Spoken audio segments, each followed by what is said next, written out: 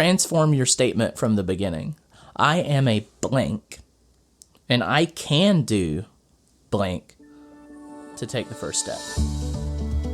Welcome to the On Purpose Investor Podcast with your host, Eric and Tiffany Vogel. We spent several hard years building a rental property portfolio so we could have more time with our family and live our ideal life. Finding your path can be difficult, so we're here to help guide you along the way with lessons, tips, and tricks to design and implement your dream life through real estate investing. Now sit back, turn up the volume, and get ready for this episode of the On Purpose Investor. Hey Pathfinders, welcome back to the On Purpose Investor Podcast. I'm your host, Eric. And Tiffany. You remember, like, in episode 23, I said, hey, just wait a little bit, because I'm going to, build up for it. No. We'll do it next time. I'm choosing to not remember. We'll do it next time. Anyways. We'll say it's pregnancy brain. Yeah, I guess so. Well, welcome back to the On Purpose Investor Podcast. We're so glad you're here and joining us this week as we dive into episode number 27. This week, we're going to be continuing our discussion with objections that either newbie real estate investors or seasoned real estate investors have to either moving forward or continuing their movement. On episode 27, today's episode is about education and ability. What objections do you have against either getting started or staying going when it comes to education and ability? Yeah, I think it kind of comes down in a way to experience. So thinking you can't get started or do the next thing. Like, say you want to go from single-family houses to big apartment complexes, but you don't have, I guess, that tool in your toolbox. So you feel like you can't do it because you don't have the ability and the education, the knowledge, experience, really. So jumping from $100,000 houses to $1 million houses. Right. Or properties. Yeah. That is a hard thing to overcome. Right. You know, when you first get started, it's, how do I go from investing $0 to investing $100,000? That's a big jump. Right. And then jumping from I invest in $100,000 properties to I invest in $1 million properties. Right. That's a big thing to overcome in your mind. And if your mindset is not thinking through, okay, you know, it's a bigger property to take down, I just have to change how I'm taking it down. Right. You know, it all comes back to what type of education do you have in that realm? And are you comfortable moving forward with it? So we're going to talk about the objections you might have. Today, we're going to be talking all about education and stuff like that. So there are a lot of things we're not going to elaborate on, because if you jump back to episode 14, is education worth it? We do go really in depth into what different types of education and even some of the teachers and mentors we've had into getting your education on it. Yeah. And we don't want to waste your time rehashing what you can go back and listen to if that's an area you need. I know we have one listener who that was one of his least favorite episodes because he's not a real estate investor. So Dr. Ralph, shout out to you. We're not going to repeat everything. He said, you just kept naming people. And we're like, yeah, I know. But some people out there really want to get into who our teachers were, who our teachers are, what mentors we have followed and stuff like that. But this episode, we're not going to get into the nitty-gritty on that. We're going to be overarching. How do we turn these objections into actionable tasks? Yeah, changing the mindset, really, instead of the practical tips of where to get the education. So what is the objection someone may have as a self-conversation in their mind? Yeah, I mean, I've been talking with a young lady a lot of late, and she is a college student, and I think she, in her mind, I'm a college student. I don't have a job. Full-time job. So I don't have the money to start. And my conversations with her have been, well, could you save some money? And while you're, going through school, she's in the National Guard with you. So she could potentially save some money from that. But could she potentially save and educate over the next couple of years while she's still in school so that when she graduates and gets that full-time salary, that you go from making not a whole lot to a lot when you graduate college. Yeah. Even if it's not a huge salary. Well, you may go from like a monthly stipend of $500 at your university into making, $2,500 to $3,500 a month. That's a huge jump. That's a really big jump. And a lot of people will say, well, now it's time to buy that car, buy that house, live this lifestyle that this income can afford me. Maybe instead you could say, Okay, well, I'm going to keep living like a college kid. Yeah, that's what I've been kind of chatting with her about is, maybe you eat a little bit healthier. I know healthy food's important to her. So spend some money on increasing your food budget, get off the ramen noodles. Right. And look at things like house hacking and continuing living the college lifestyle with having roommates, but you own the house instead of paying a landlord. Absolutely. So there's a lot of strategies there, but I think there's some hesitation because she doesn't know everything, but you're not going to know everything. No.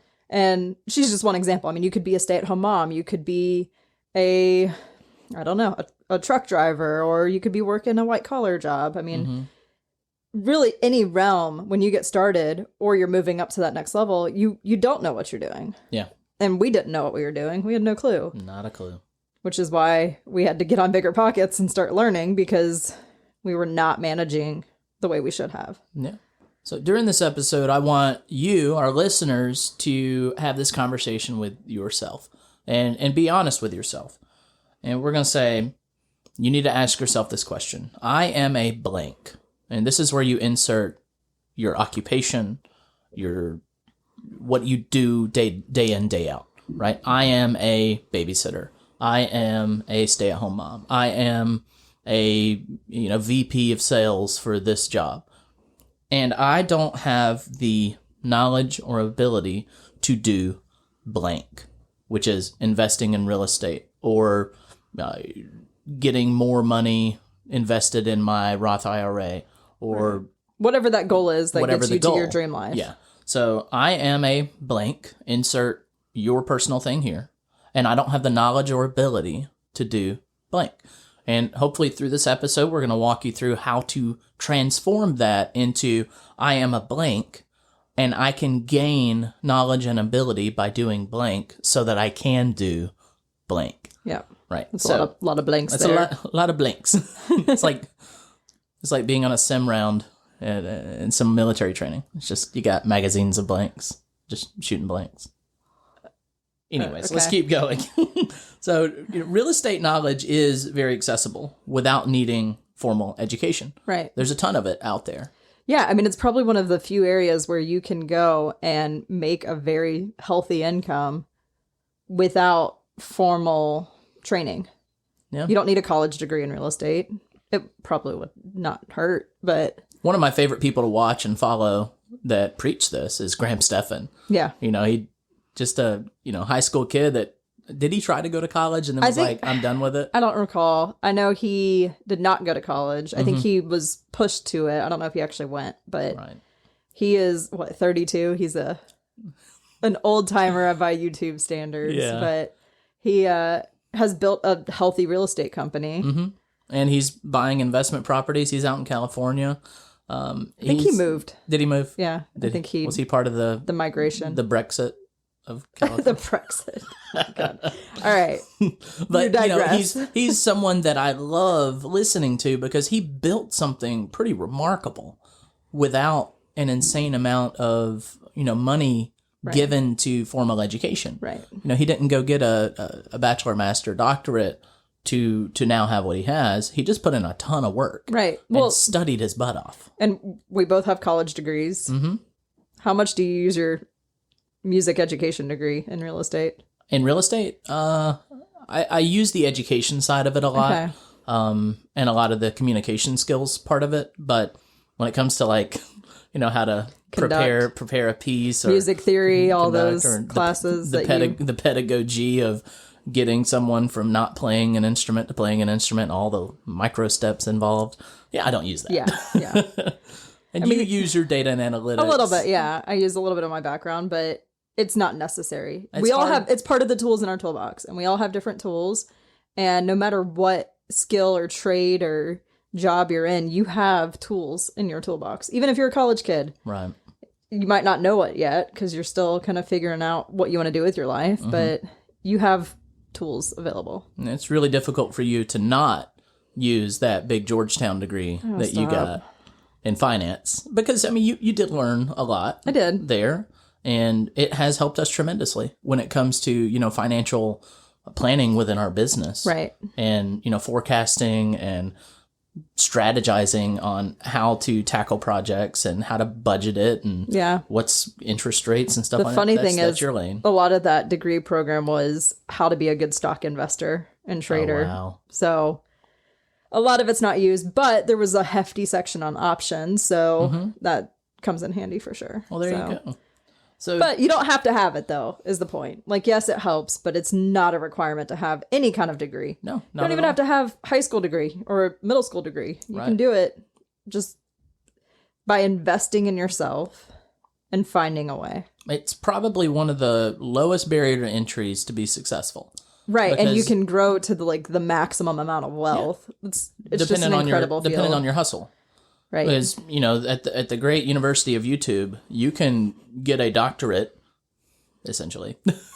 There were some quotes by just studying. Yeah, I did some air quotes if you're not watching this in the video form.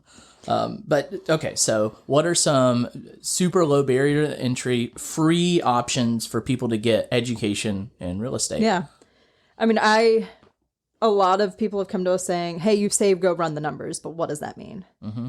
We started with a Brandon Turner webinar, which I don't think Brandon's doing them anymore, but it might be archived. You might be able to go check it out. I think David's doing them now, but go into Bigger Pockets. One of the teachers from Bigger Pockets will be doing it, I'm sure. Yeah. And they just walk you step by step how to run the numbers on a property. Yeah, they will straight up pull a deal off of Zillow. Right. And start running comparables and start doing rehab costs for that zip code, what different things cost for that zip code. Right. And at the end of that session of running the numbers on that property, you're able to see what is the projected ROI, the return on investment. What's the, potential returns, cash flow and all the different returns, and, how many years is it going to take for you to recapture your money invested? Right. And they have a really great tool. Yeah. And that webinar really helped us to figure out, is this the process we're going to use? And Tiffany's like, it's a little clunky. It doesn't move as fast as I want it to. So she, with her infinite amount of wisdom in Excel, went and just built our own. That's because I'm extra, though. It's not, there's nothing wrong with the tool. I'm just extra. In essence, we paid a lot of money in education to shortcut. So it's not just running numbers on a deal. It's property management. We've taken courses on that. It's deal structuring. I mean, anything that we do, pretty much we have paid someone to teach us how to do it. That's right. Even when we knew how to do. Yeah, even we had a pretty good property management system going. Yeah, we were doing okay, but that's when we had less than 4 homes. Right. And when you're less than 4 homes, you can kind of put those fires out fairly easy.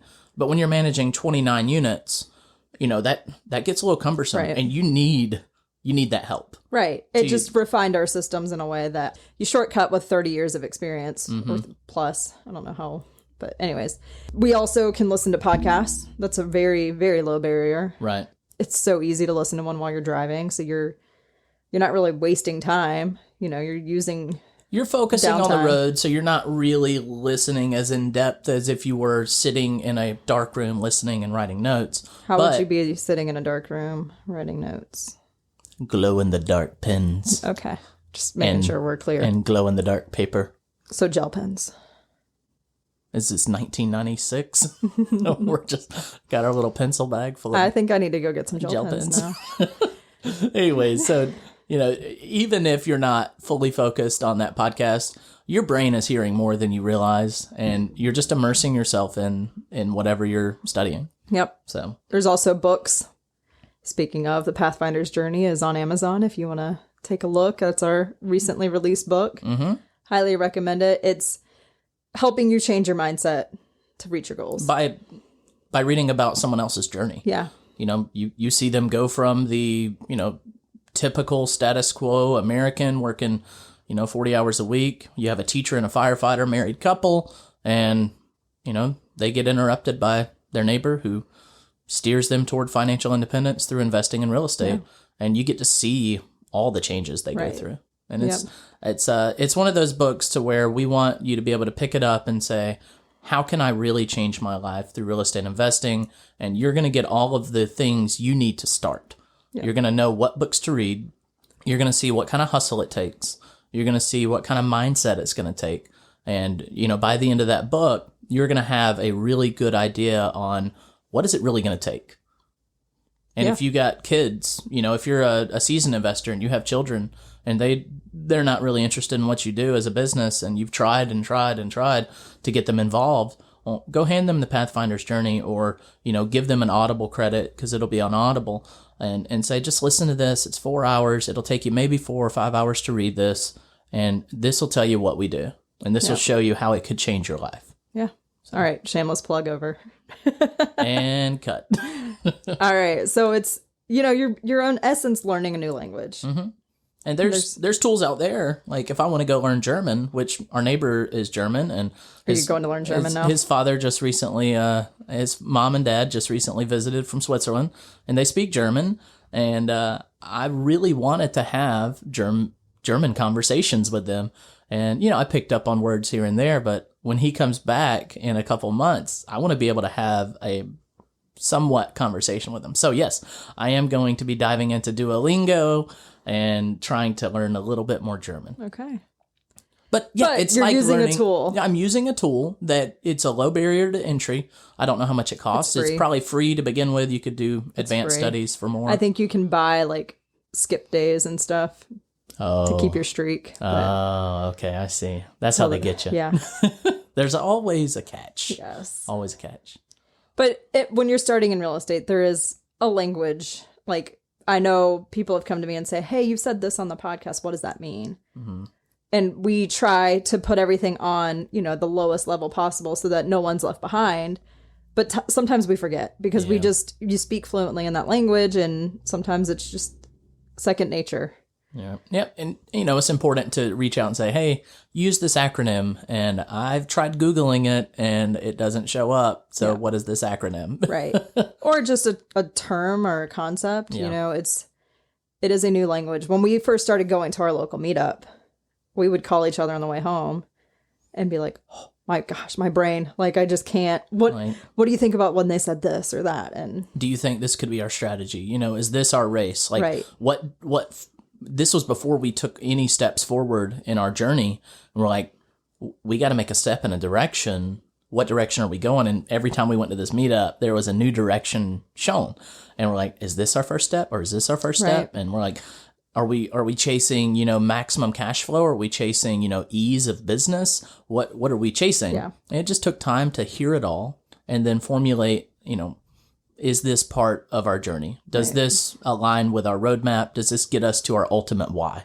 Right. And it just took time to do it. Yeah. So go to those meetups. The meetups are usually free, right? Or for the first time, or close to free. So that's another way to get into education in real estate investing without having to spend a ton of money. Right.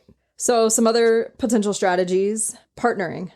If you feel like you just don't know what you're doing and you're uncomfortable, find an experienced investor and offer to work for them for free or provide some kind of service to them, and just learn. Right. We probably could have shortcutted a lot had we done more shadowing and just volunteering time to go help someone with a demo just to be around them and learn. Because I promise you, any seasoned investor or any investor, if they got a project house in their hands and they just took it down, there's going to be a clean out, even if it's small. And they're usually hiring people to go clean that stuff out. And they don't like that part. Now, when it comes to demo, sometimes demo can be fun. But when it comes to clean out, you're getting rid of old stuff, you're pulling out carpet, and you're just getting rid of the nasty stuff that was left in the house. And if you can just be on someone's team to say, hey, I will go do the clean out. I will do the clean out for you. I would love to be able to help you in some way. That way I can just learn from you. Yeah. I want to be a fly on the wall when you're talking to your contractors. I want to just be a fly on the wall to see how you set it up. But I want to be there at your expense and help you out. Right. And by offering yourself up for free, there's a chance that investor might want to pay you and say, you know what, you did a lot of work. Here's $100. But what you're really gaining is being around that investor. Right. It's a free education. That's right. Yeah. I mean, an offer to take them to lunch, potentially, if doing cleanouts not your fit in your dream life, that's not something that really aligns with what you want to do. Mm-hmm. Find another way. Yeah. If that's right. I mean, I'm not going to go do a clean out sitting here 6 months pregnant. It's just not going to happen. Maybe you have the interior design bug and you know how to interior design, and, the investor that you want to work with is doing Airbnbs. Right. Say, hey, can I give you some color swatches and, furniture shopping carts to look at that I think would pair really nicely. And if you just gave them that in a PDF format and they just got an email that says, here's your design, and they didn't have to pay for it, and they didn't have to think about it. And you know what? They might really love it. And they're probably going to say, hey, I really want you to be over at the house when all this delivers because I want you to set it up. And I want to pay you to do it. And you're like, no, don't pay me. I just want to be there. So while I'm setting all this up, please be there so I can ask you questions. Yeah. And that's another way to get involved. Right. There are countless ways to get involved. Right. Maybe you're a money person and you're a books person. You're like, I'll help you scan receipts. I'll do some bookkeeping for you. There are many ways to get into a real estate investor's circle without bugging them, without, begging them for time, and without, harassing them and giving them value. Well, and I think the big thing is, what skills you have. That investor does not. Mm-hmm. So you don't want to go say, how can I help you? Right. Go to that investor and say, hey, I have interior design skills. I have data skills, whatever it is. Mm-hmm.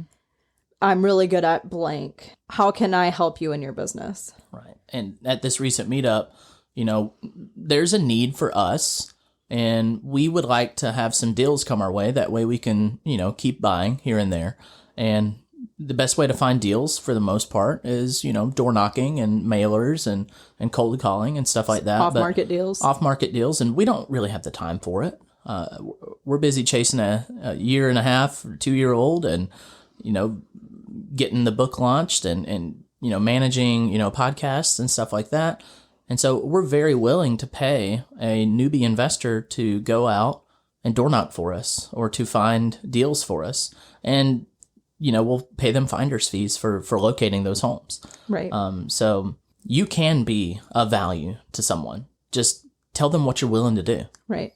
And tell them what you're good at. Definitely. We talked about this back on episode 14, but going to seminars. Mm-hmm. You don't have to travel for a lot of them now because COVID changed the world.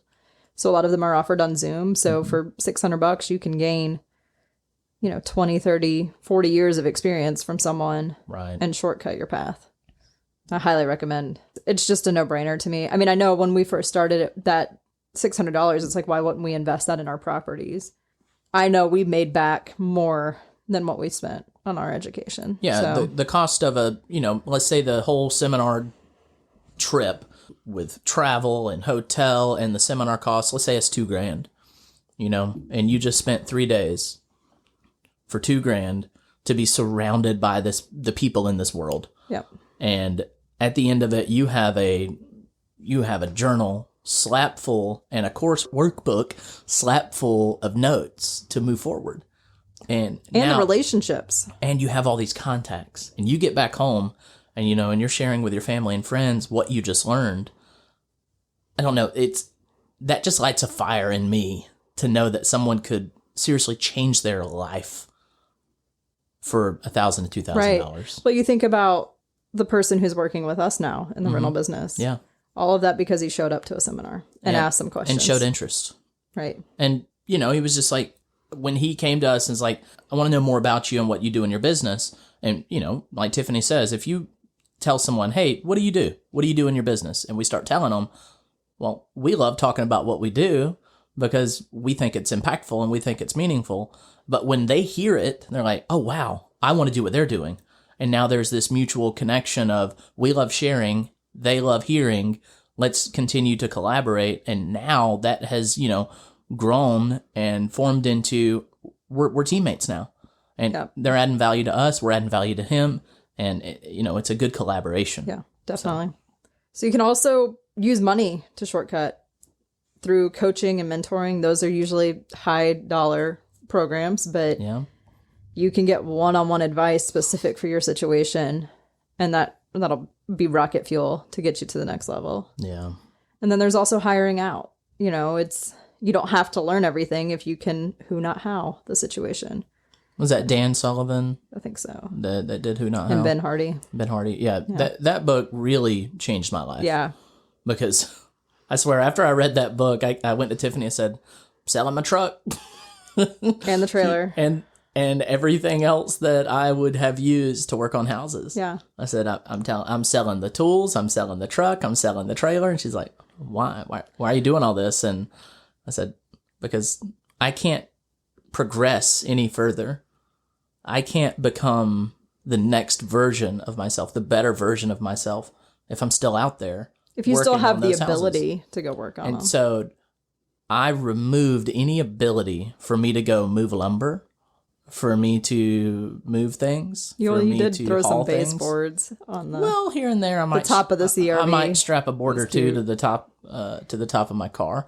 But when it comes to showing up to a haul away, and I need to get rid of trash, I would go get my dump trailer, right? And I would show up and I would load it and I would take it to the dump and I would get rid of it. Right. Which I'm not gonna lie, I really love doing that because I don't know, it's hard work in ways, and I get to drive with a trailer, and I love doing those tasks. I really do. But my time is not best spent doing those tasks. Right. And so now, I got rid of the truck and the trailer and the tools. And so now I call the roll-off company and say, hey, we need a roll-off.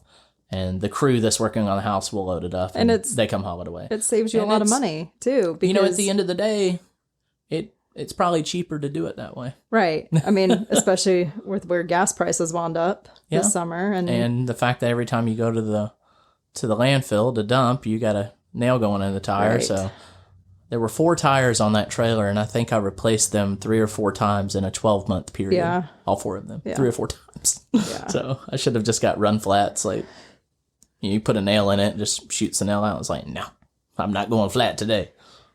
I don't know what that means, but sounds good. Yeah.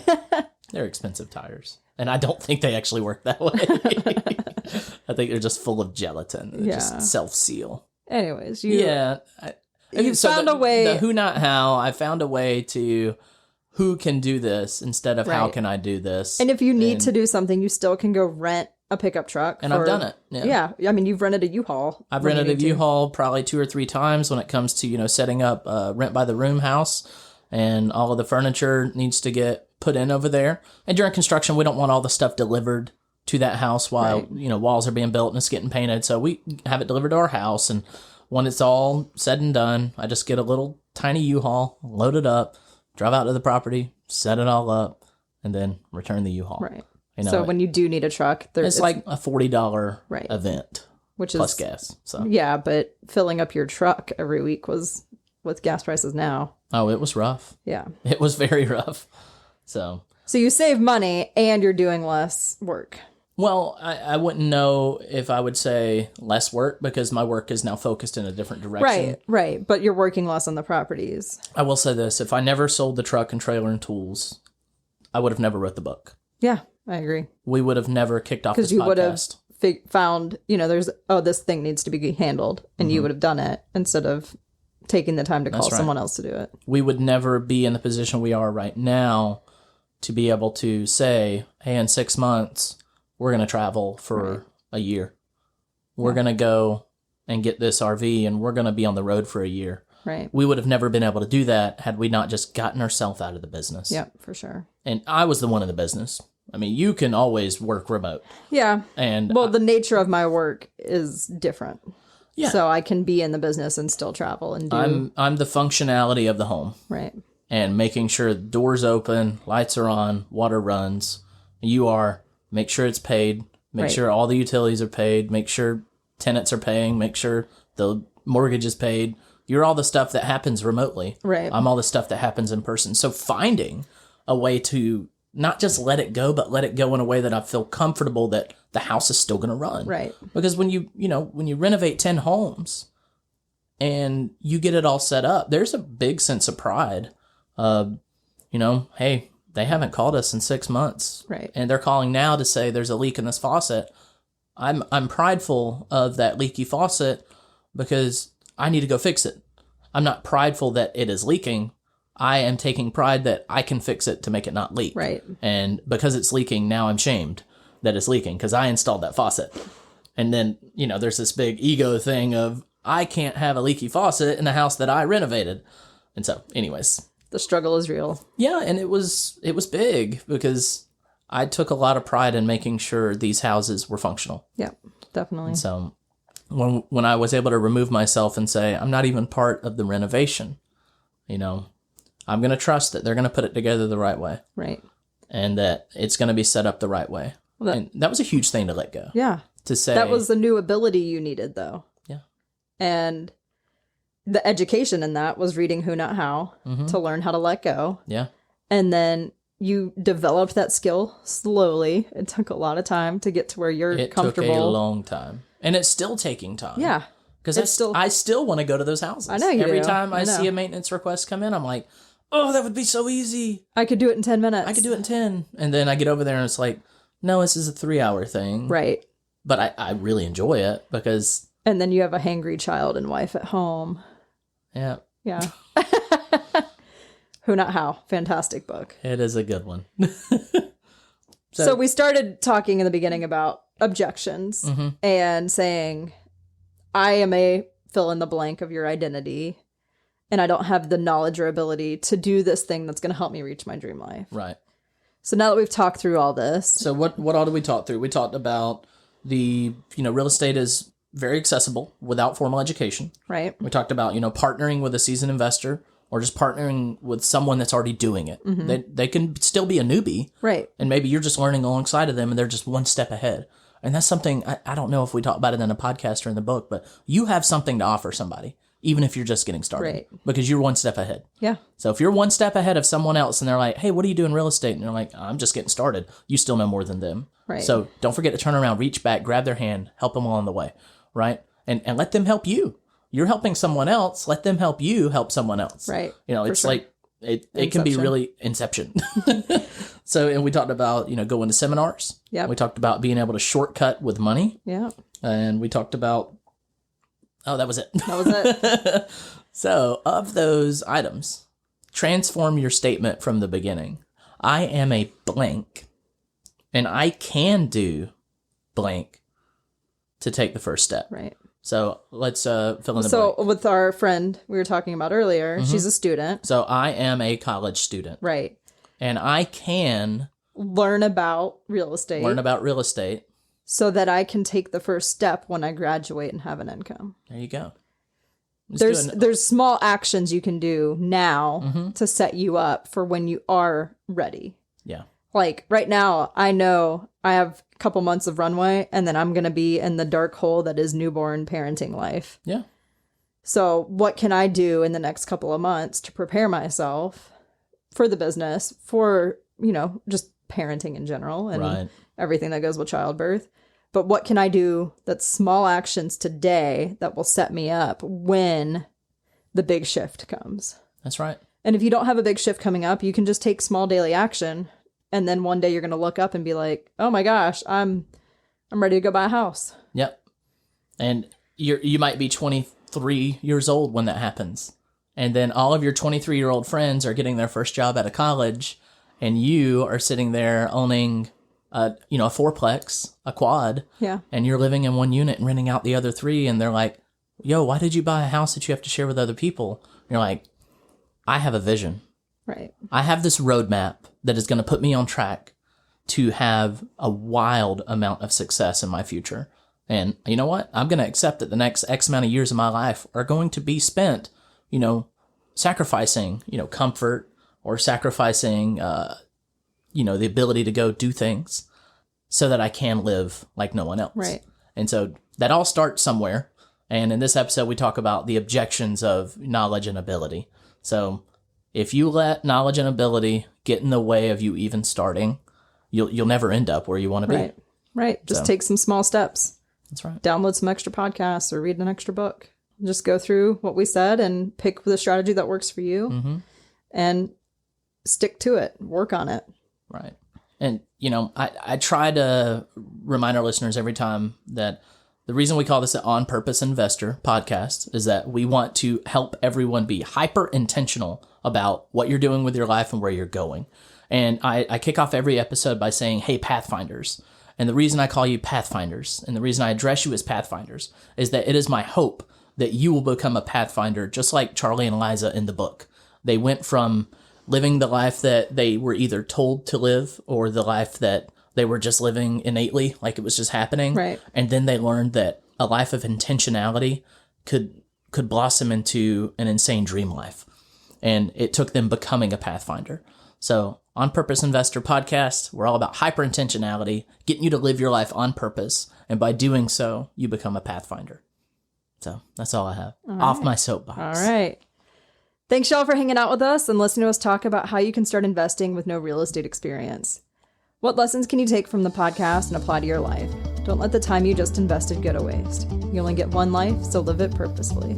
That's all we have for you today. See you next time. Are you ready to discover and build your dream life? Then it's time to become a Pathfinder. Head over to onpurposeinvestor.com and sign up for our newsletter to get tips and tricks to help you find your path and get the latest from our blog. If you haven't already, we'd really appreciate an honest review on your favorite podcast app. If you're enjoying this show, share it with friends, family, and fellow investors.